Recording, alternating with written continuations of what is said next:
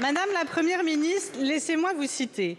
En tant que garde des Sceaux, Éric Dupond-Moretti a toute ma confiance et fait un excellent travail. Telle était votre déclaration hier sur France Inter. Je conçois qu'il est difficile pour vous d'admettre une nouvelle affaire qui touche votre gouvernement. Nouvelle et pas des moindres. Le ministre de la Justice poursuivi par sa propre justice. C'est kafkaïen, c'est une plaisanterie, à part dans une république où on a Emmanuel Macron comme président. Et oui, c'est possible. C'est une première dans la Ve République. Félicitations, continuez de congratuler votre garde des Sceaux pour son excellent travail. Un garde des Sceaux qui est soupçonné d'avoir utilisé son ministère et les services qui en dépendent pour régler ses comptes. Un garde des Sceaux qui, depuis juillet 2021, est obsédé par sa défense. Un recours devant le Conseil constitutionnel, 8 pourvois en cassation, ce qui représente des heures à éplucher la jurisprudence, de rendez-vous avec ses avocats, des heures pour préparer sa défense, des heures où il n'est pas ministre. Un garde des Sceaux qui, pendant 15 jours, sera empêché dans l'exercice de ses fonctions. Un garde des Sceaux qui s'autorise non pas un, mais 2 bras d'honneur dans cet hémicycle parce qu'un président de groupe ose évoquer finalement la procédure en cours.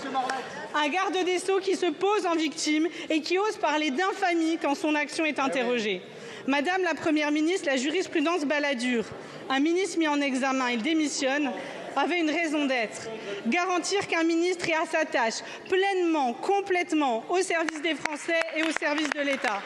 Donc ma question, Madame la Première ministre, elle est simple. Finalement, qu'est-ce que ça fait depuis mai 2022 de diriger un gouvernement sans garde des Sceaux? Je vous remercie. La parole est à Madame la Première ministre.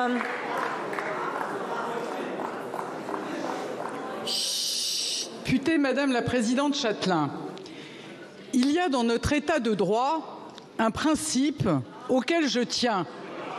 C'est la présomption d'innocence. J'imagine, Madame la Présidente Châtelain, que vous y êtes également attachée.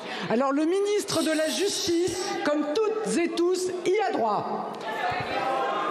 Le procès s'est ouvert hier et il durera jusqu'au 16 novembre sur une affaire, une procédure en cours. Comme vous l'imaginez, je ne vais faire aucun commentaire.